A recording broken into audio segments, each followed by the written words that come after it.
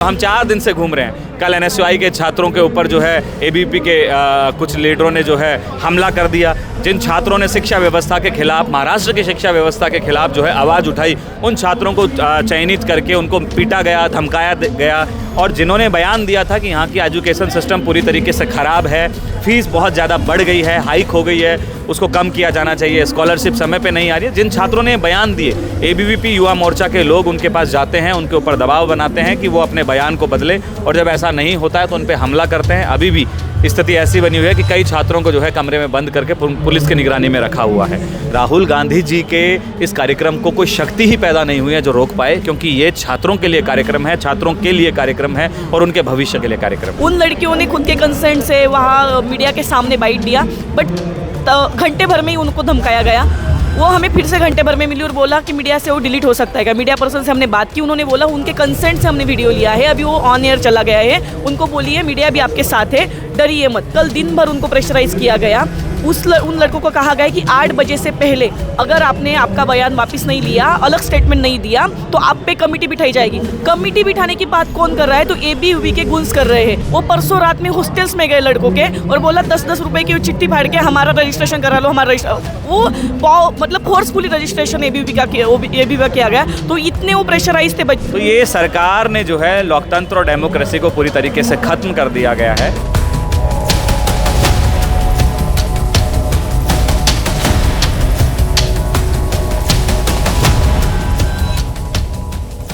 दोस्तों नमस्कार, और आप सभी का एक नए एपिसोड में बहुत बहुत स्वागत है। मैं हूं सोहित मिश्रा। देखिए, पिछले 1 महीने से अगर किसी चीज़ की बात होती है तो जेन ज़ी की होती है, आंदोलन की होती है, किस तरह से देश भर में आंदोलन हुआ उसकी होती है।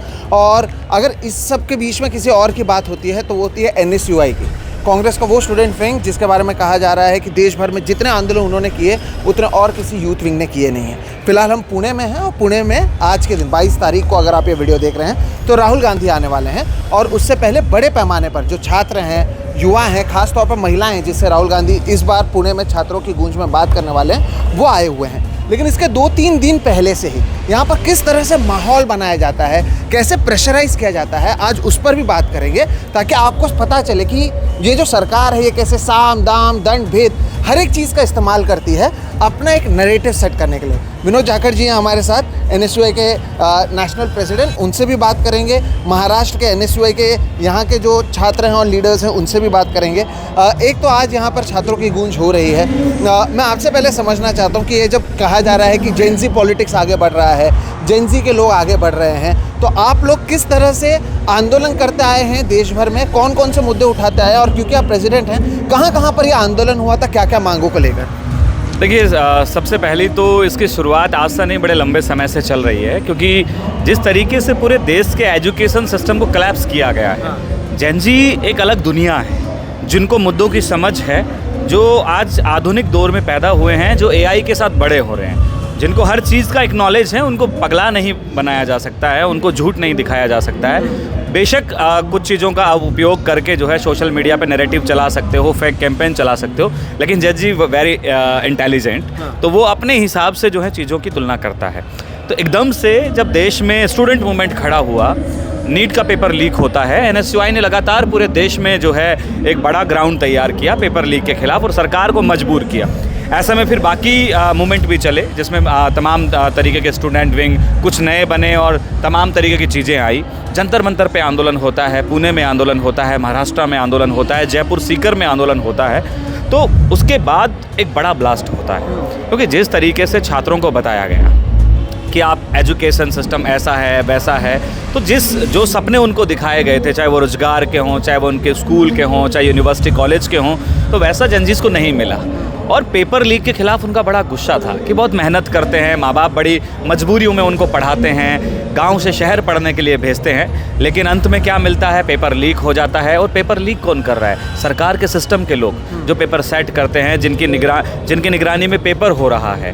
ट्रांसपोर्टेशन जो पेपर को जो है सेंटर तक पहुंचाता है, जो पेपर को छापते हैं, प्रिंटिंग, वो सब पेपर लीक कर रहे हैं। तो ऐसे में एकदम से जेन ज़ी का गुस्सा फूटा। पूरे देश के अंदर राहुल गांधी जी आज से नहीं पिछले 10 साल से लगातार पेपर लीक के खिलाफ और एजुकेशन सिस्टम के ऊपर जो हैं बड़े कड़े सवालात खड़े कर रहे हैं। हमेशा से वो छात्रों के बीच में रहे हैं और छात्रों के बीच में कार्यक्रम करते रहे हैं, चाहे वो कैसा भी आंदोलन हो। तो हम देखते हैं कि छात्रों के ऊपर लाठीचार्ज होता है। राहुल गांधी जी जो हैं दिल्ली में प्रधानमंत्री जी का जो है आवास घेरते हैं।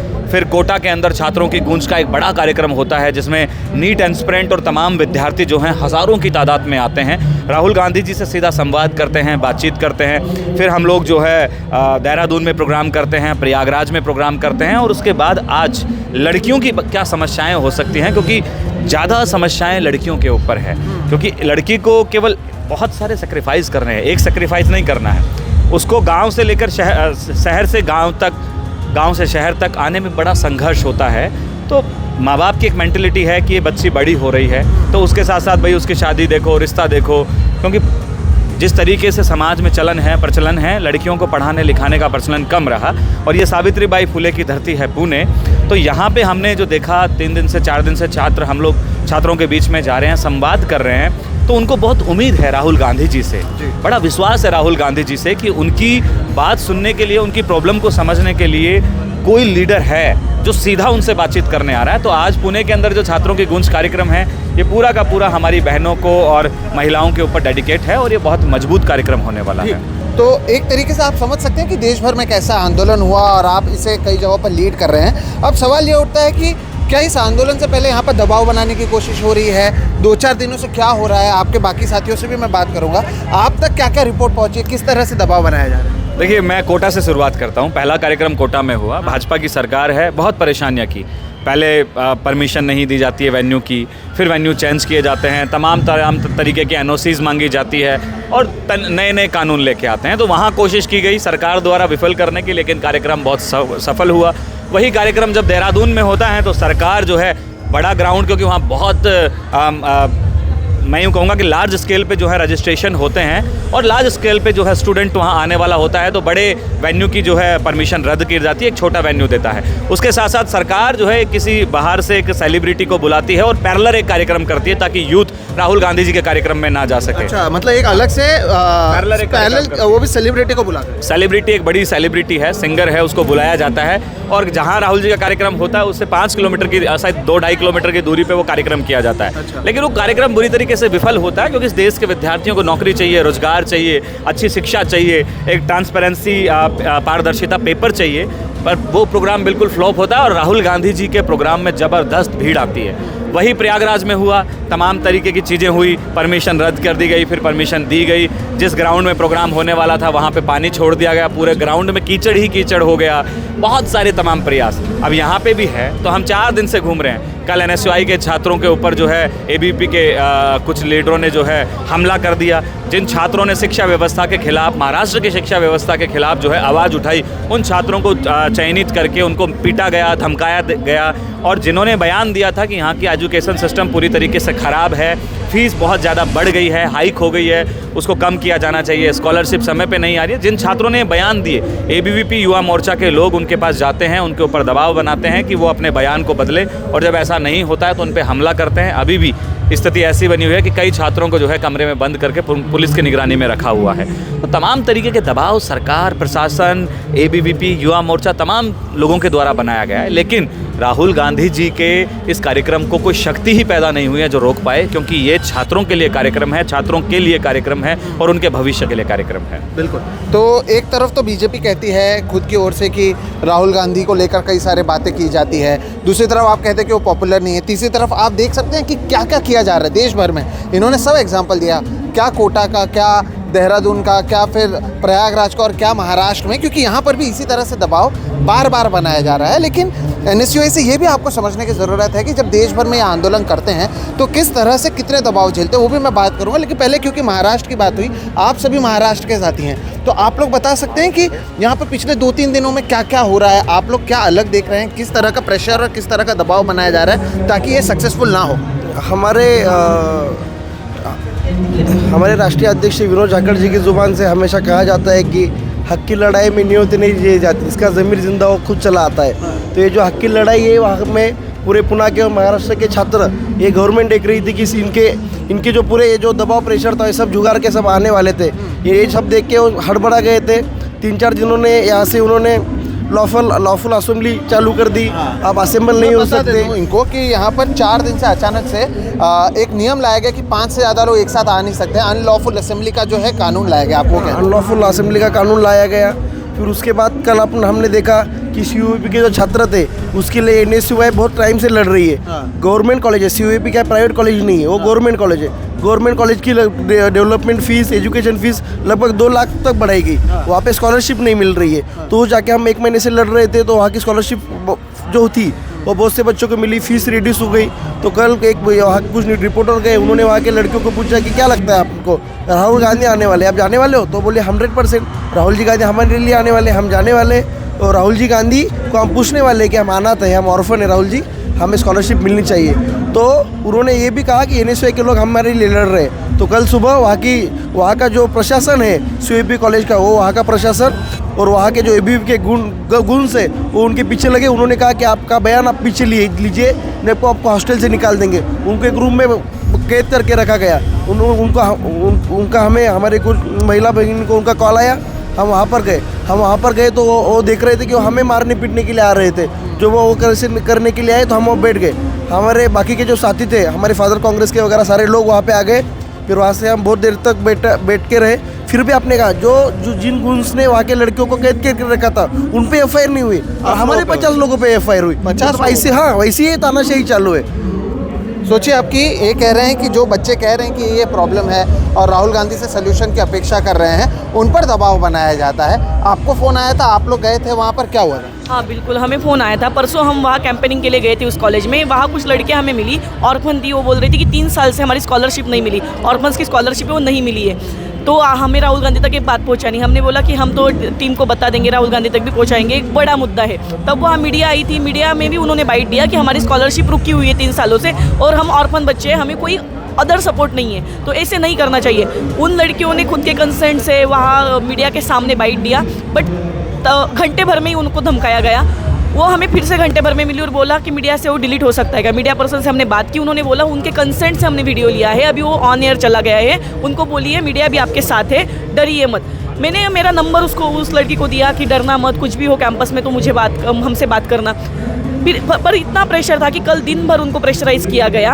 उन लड़कों को कहा गया कि 8 बजे से पहले अगर आपने आपका बयान वापस नहीं लिया, अलग स्टेटमेंट नहीं दिया, तो आप पे कमेटी बिठाई जाएगी। कमेटी बिठाने की बात कौन कर रहा है? तो ABVP के गुंस कर रहे हैं, जो कि कॉलेज के नहीं है, कोई लेना देना नहीं है। लेना देना। अगर आप कमेटी भी बिठाएं, कमेटी कौन बिठाएगा? कॉलेज का कोई तो प्रशासकीय यंत्रणा है, कोई तो मैनेजमेंट है, वो बोलेगा, VC बोलेंगे।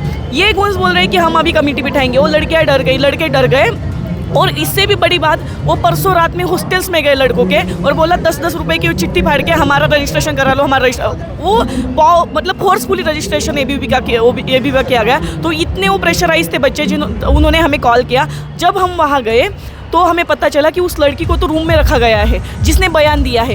उसका जो बयान है कि मैं सॉरी बोलती हूँ, कॉलेज का नाम मेरे वजह से खराब हुआ, वो वीडियो आप देखिए कि कितनी प्रेशराइज्ड होगी वो बच्ची, जिसका वीडियो यहाँ के मुख्यमंत्री देवेंद्र फडणवीस भी खुद अपने सोशल मीडिया पे डालते हैं। देवेंद्र फडणवीस ये नहीं सोचते कि एक रूम में, हॉस्टल के रूम में इस लड़की से ये वीडियो लिया गया है तो उसको कितना प्रेशराइज किया गया होगा। उसके सेफ्टी की बिल्कुल जिम्मेदारी नहीं लेते हुए पूरे BJP के सरकार ने, सारे मंत्रियों ने वो वीडियो वायरल किया। उस लड़की को ऐसे बोलने में मजबूर किया कि कांग्रेस के लोगों ने हमें प्रेशराइज किया था। तो इस तरीके से, इस गंदी तरीके से ये काम करते। फिर भी हमने ऐसा कहा, फिर अगर उसने हम पे मतलब इल्ज़ाम लगाए कि हमने प्रेशराइज किया प्रोग्राम के लिए वगैरह वगैरह, फिर भी हम उस लड़की के साथ हैं, उनके सेफ्टी के साथ है। हम BJP के या ABVP के गुंस के जैसे नहीं सोचते।